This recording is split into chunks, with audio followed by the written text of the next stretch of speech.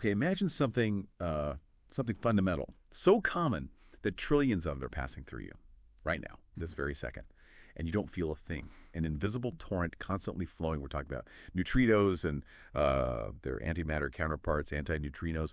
But here's the thing. Despite this constant presence, their exact mass, well, that remains one of the biggest unsolved mysteries in modern physics. So today, our deep dive takes us to Finland. There's been a scientific breakthrough there, offering, well, a really promising new way to finally measure the mass of the electron antineutrino. And it involves a very specific type of silver. Strange, right? Our mission for you today is to unpack the significance of this discovery, understand the really clever method they're using, and see why pinning down the mass of these ghostly particles is just so crucial for understanding the whole universe. All right, so let's start right at the beginning. What exactly are neutrinos and antineutrinos? You hear the terms, but what are they really? Well, they're fundamental particles. They're actually included in the standard model of particle physics, the basic building blocks of everything. And they're generated in absolutely vast numbers. Think about the sun nuclear reactions inside stars, pump them out constantly. So that's why they're everywhere, passing through us. Exactly. Billions per square centimeter per second from the sun alone. But what's truly fascinating and kind of frustrating for physicists is that despite this incredible abundance, their precise mass has been this enduring mystery. Okay, but why is it so important? I mean, they're tiny, they barely interact. Why does knowing their exact mass matter so much? That's a great question. It goes way beyond just, filling in a blank in the standard model, though that's part of it. Professor Anu Kankinen from the University of Jyväskylä, who's involved in this research, puts it nicely. She says, understanding their mass can give us a better picture of the evolution of the universe. The evolution of the universe, how so? Well, think about it. Even a tiny mass, multiplied by the sheer number of neutrinos out there, adds up. It affects the total mass of the universe, how structure like galaxies formed, maybe even the nature of dark matter, or subtle details right back to the Big Bang. Wow, okay, so tiny particle, huge implications for cosmic history. Precisely. Which brings us back to the challenge. If they're so important, why has it been so incredibly difficult to actually measure that mass? What's the roadblock? The main way scientists try to get at this is through a process called nuclear beta decay. Beta decay, right? Yeah. It happens through the weak nuclear force. Basically, you have an original atomic nucleus, and it decays. It changes into a daughter nucleus, spits out an electron, and this is the key part for us, an electron antineutrino. Okay, nucleus transforms, electron flies off, antineutrino flies off. Exactly. And central to understanding this is something called the Q value. The Q value? You can think of it as the total energy released during that decay. And crucially, that energy depends directly on the mass difference between the original nucleus and all the things it decays into the daughter nucleus, the electron, and the antineutrino. Ah, okay. So the antineutrino's mass is sort of hidden within that total energy release. Exactly. But here's the problem. The antineutrino's mass is incredibly small, like really, really tiny. Juni Ruotsalainen, a doctoral researcher on this project, points out it's estimated to be at least 5 orders of magnitude smaller than the electron mass. 5 orders of magnitude. That's 100,000 times smaller. Yeah. So as he says, it's very challenging to observe its contribution to the beta decay. You're looking for this minuscule energy signature from the antineutrino's mass amidst the much larger energy released overall. Like trying to weigh a feather on a truck scale. That's a good analogy, yeah. So the trick the ingenious solution researchers came up with is to find very specific beta decays. Specific how? They focus on what are called low Q-value beta decays. These are decays that, for particular nuclei, release very, very little total energy to begin with. Ah, so you're shrinking the truck scale, essentially. Precisely. If the total energy release, the Q value, is tiny, then that minuscule contribution from the antineutrino's mass becomes, well, relatively more significant. It's more accountable, as they say. Easier to spot its effect. Makes sense. Find a really quiet decay so you can hear the antineutrino's faint signal. You got it. Okay, so this is where the new research comes in, right? The team in Finland found something special. Exactly.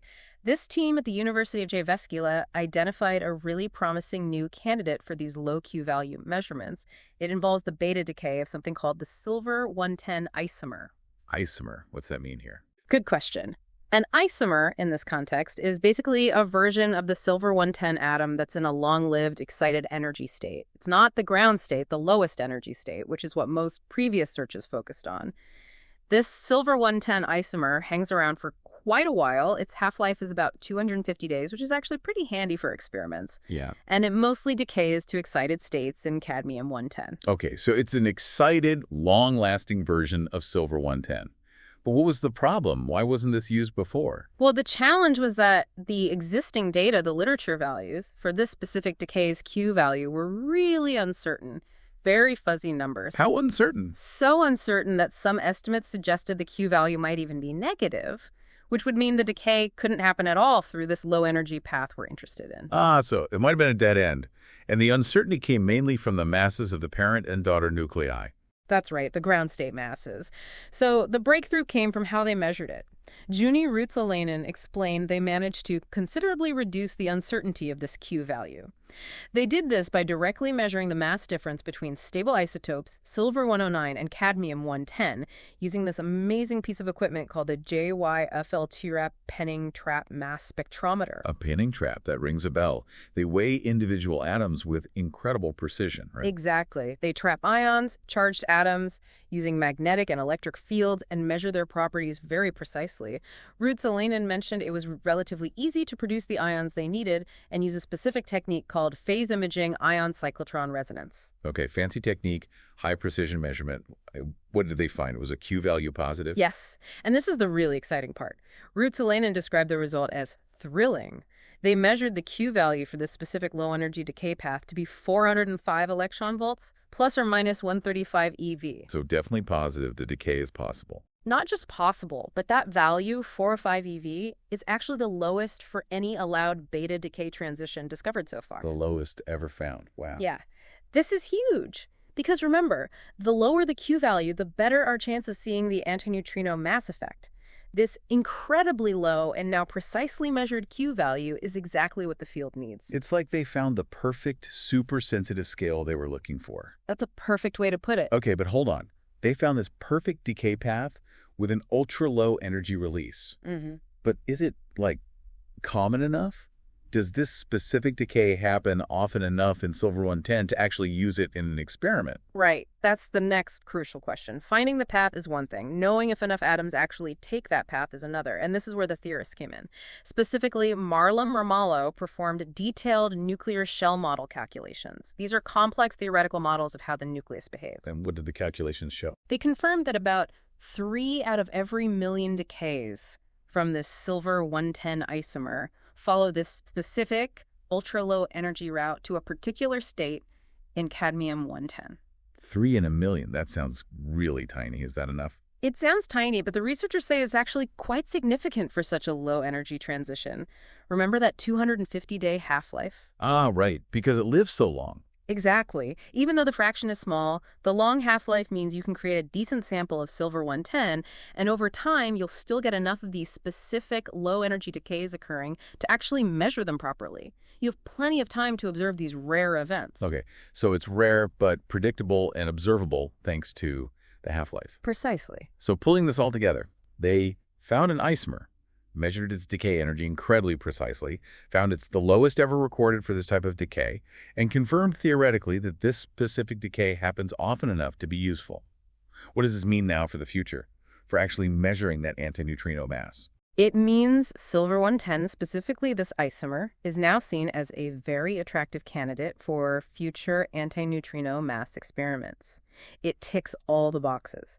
It's an allowed beta decay type, which simplifies things experimentally. It has this record-breaking low Q value, and practically speaking, it's relatively easy to produce in nuclear reactors using thermal neutrons. So the path forward seems clearer now. Much clearer. As Professor Kankainen says, this is certainly a case to be studied in more detail. And interestingly, she also mentioned this collaboration, this mix of experiment and theory, has already pointed to other potential isomeric beta decays that might also be useful for neutrino physics down the line. So this one discovery might lead to others. Could well do. And it really highlights a broader point Kankainen made, how these very specific, sometimes seemingly niche measurements of isotopes, even stable or near stable ones, can end up having a really profound and very impactful role in advancing our fundamental understanding of particles like neutrinos. Which, as you said earlier, connects back to the big picture of the evolution of the universe. Exactly. It all links up. Wow. What an incredible deep dive this has been. We went from trillions of invisible particles just streaming through us, Right through you, listening right now. to this incredibly precise, really innovative measurement of how a specific type of silver atom decays, and understanding how that single measurement opens up a promising new path to solving one of physics' biggest outstanding mysteries, the mass of the antineutrino. I think the real aha moment here for you listening is realizing that the key to unlocking these huge cosmic questions can sometimes hide in the absolute smallest, most meticulously measured details, like the energy released in one very specific atomic decay. So here's something to think about. If this tiny detail in silver holds such potential, how much more of the universe's fundamental story might be hidden away, encoded in other subtle, maybe seemingly insignificant interactions, all just waiting for the right clever approach, the right precision measurement, perhaps another ultra-low Q value decay, to finally bring it all into the light.